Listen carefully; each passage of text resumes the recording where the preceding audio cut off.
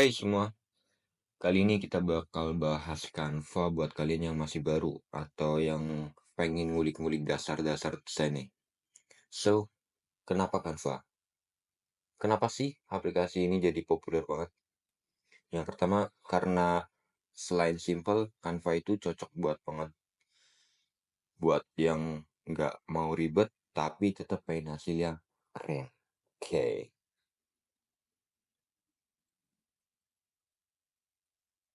kenapa sih Canva?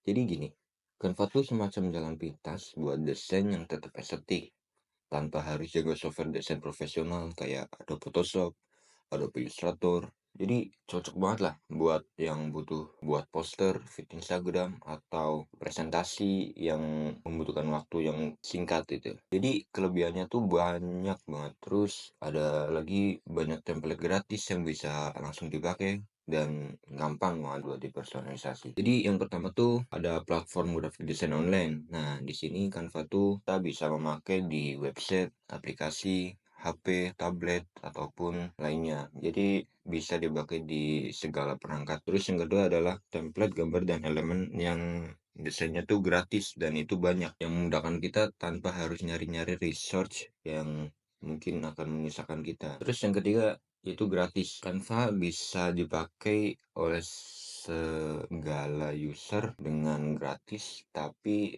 ada tanda petiknya, yaitu kalau semisal teman-teman mau dapetin aset yang lebih atau aset yang memungkinkan itu bagus, disuruh bayar dulu. Terus selanjutnya itu adalah bisa mendesain sosial media, presentasi, sama poster. Jadi Canva tuh tidak hanya fokus di dalam satu bidang. Kita bisa mendesain beberapa. Terus yang keenam adalah user friendly. Jadi Canva sendiri kalau orang-orang awam mau megang software dan akan belajar desain, mungkin aku bakal menyarankan untuk menggunakan Canva dahulu, karena ini untuk belajar sebagai orang awam ini akan memudahkan banget. Terus yang ketujuh adalah AI. Sekarang Canva sudah menyediakan beberapa AI yang sangat recommended untuk digunakan. Dengan contoh yaitu remove background. Selanjutnya yaitu kita masuk ke prinsip-prinsip desain. Ini nih yang kadang suka di skip. Jadi padahal tuh penting banget. Prinsip desain tuh kayak alignment atau hierarki bisa bikin desain kita lebih profesional. Jadi anggap aja kayak aturan main biar desainnya itu enak dilihat gitu. Di sini ada alignment, layer pattern, dan hierarki. Alignment itu contohnya seperti ini. Oke, ini adalah sebuah alignment. Nah, alignment itu posisi elemen-elemen di desain kita biar nggak berantakan dan lebih rapi. Misalnya, teks-teks yang sejajar, gambar nggak random, biar desain kita tuh nggak bikin sakit di mata gitu. Ada rata kiri, rata tengah, rata kanan, rata atas, rata tengah yang horizontal, ada rata bawah. Itu adalah alignment. Lalu selanjutnya kita masuk ke layout pattern. Nah, di Canva sendiri kita bisa coba beberapa layout yang udah ada buat bikin desain kelihatan lebih tertata. Misal layout grid atau kolom itu bikin desain kita lebih balance. Nah, di sini tuh ada dua, ada Z pattern dan F pattern. Oke, langsung aja kita masuk ke contohnya. Oke, di sini adalah Z pattern. Jadi Z pattern itu seperti contoh, aku ngambil dari website Facebook. Z pattern itu seperti kita pertama kali membaca sebuah website. Pertama kali kita bakal menuju mana sih mata kita. Yang pertama udah pasti kita akan membaca tulisan Facebook, terus ke email sama password, login, terus kita melihat gambar, mengisi, lalu kita akan create account. Nah, itu yang namanya Z pattern. Lalu selanjutnya kita masuk ke F pattern. Nah, di F pattern ini aku ngambil contoh dari sebuah website yang seperti di Tokopedia, Wikipedia. Di sini kebanyakan orang akan membacanya dari judul, gambar, terus membaca pengertian, deskripsi, dan lain-lain. Jadi yang pertama kayak gini, terus ke bawah lagi. Nah, begitu terus sampai kita meloopingnya. Selanjutnya kita masuk ke hierarki. Hierarki itu banyak aturan, prioritas di desain. Mana yang harus dilihat duluan. Jadi pakai hierarki bisa bikin informasi utama tuh lebih gampang ditangkap. Kayak judul atau info-info yang penting. Nah, di sini ada contoh kayak mungkin di sini bakal ada judul, gambar, dan deskripsi. Seperti contoh kayak di website Tokopedia ataupun Shopee, ini adalah banner. Di sini ada banner-banner kecil dan ini ada deskripsi. Nah, di sini yang kedua adalah kemungkinan besar akan membuat seperti koran-koran atau website-website berita. Di sini adalah gambar, headline seperti judul, terus ada deskripsi gitu. Selanjutnya yaitu masuk ke elemen desain. Oke, di elemen desain di Canva tuh ada 5 elemen. Yang pertama adalah bentuk, space, tekstur, warna, dan tipografi. Oke, langsung aja aku jelasin dari masing-masing elemen ini. Yang pertama adalah bentuk. Di sini bentuk ada 2, yaitu geometri dan organik. Geometri ini biasa yang ada sudut-sudutnya, seperti persegi, lingkaran, segitiga, jejer-jejer, bintang, dan lain sebagainya.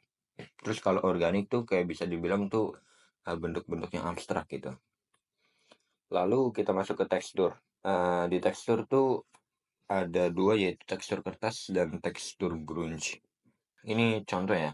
Di tekstur kertas kita biasa melihat kan desain-desain mungkin akan sering menggunakan tekstur kertas karena ini akan melihat lebih realistis.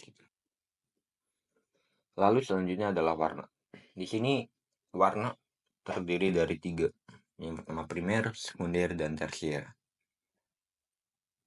Primer udah pasti ada 3, yaitu red, green, blue, atau yang biasa kita sebut dengan RGB.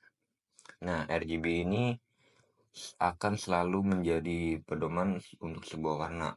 Oke, selanjutnya sekunder. Sekunder ini dari gabungan primer. Contoh kayak merah ketemu biru, nanti ketemunya apa, ini akan masuk ke sekunder. Dan itu.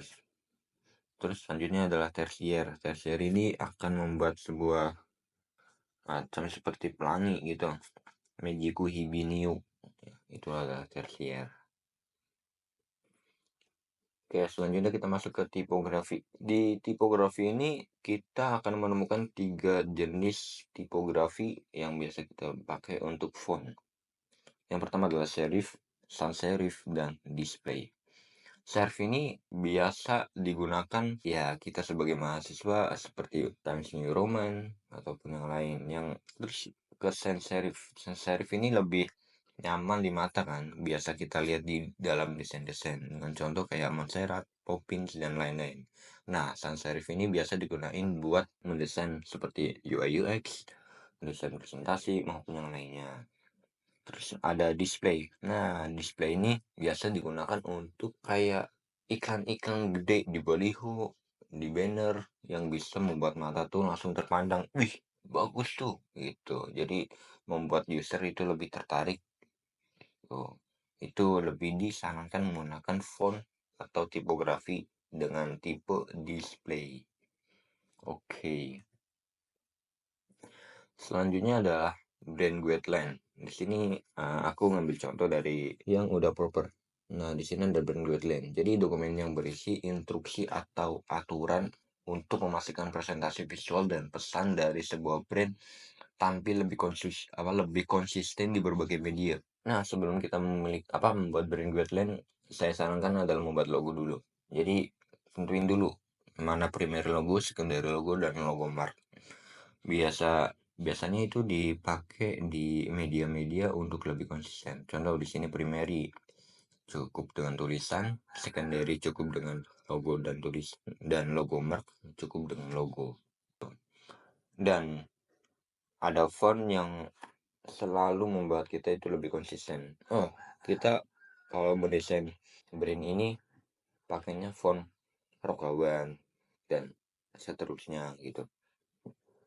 Ini untuk membuat tagline. Nah, tagline sendiri buat user itu paham dan user itu ingat. Contoh di sini adalah aktifin media sosialmu bersama hubungin. Nah, seperti contoh kayak teh botol sosro. Teh botol sosro udah pasti ada tagline atau jargon. Makannya apa aja, minumnya teh botol sosro gitu. Itu sebuah tagline yang selalu membuat kita ingat. Apapun makanannya, minumnya teh botol sosro gitu. Terus ada hashtag yang biasa kita pakai di sebuah caption untuk selalu mengingat eh, kita apa sih gitu. Selanjutnya adalah color palette. Color palette ini ya agar selalu konsisten gitu. Jangan selalu pakai warna-warna yang memungkinkan lagi hits atau lagi rame gitu. Enggak. Jadi kita harus selalu konsisten. Kalau misal desain kita warnanya hijau, ya hijau terus. Mungkin akan diperbarui dengan adanya color palette lagi gitu. Contoh di sini adalah ductile dan teal. Ini kan contoh yang kemungkinan besar mirip lah gitu. Ini yang gelap, ini yang terang, dan ini white gitu. Oke, lanjut kita masuk ke contoh brand gue.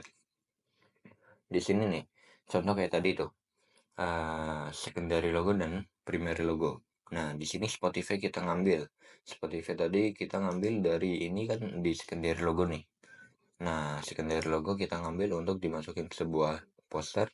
Ini di sini itu namanya brand guideline untuk sebuah implementasinya.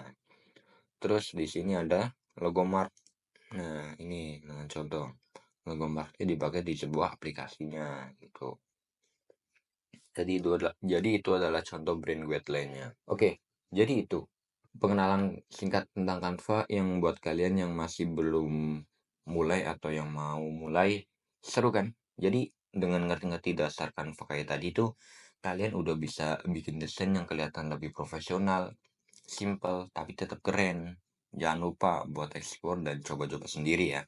Karena makin sering kalian pakai, makin banyak hal keren yang bakal kalian temui di Canva gitu. Jadi kalau ada yang bingung atau mau tanya-tanya lebih lanjut, langsung aja tulis di kolom komentar.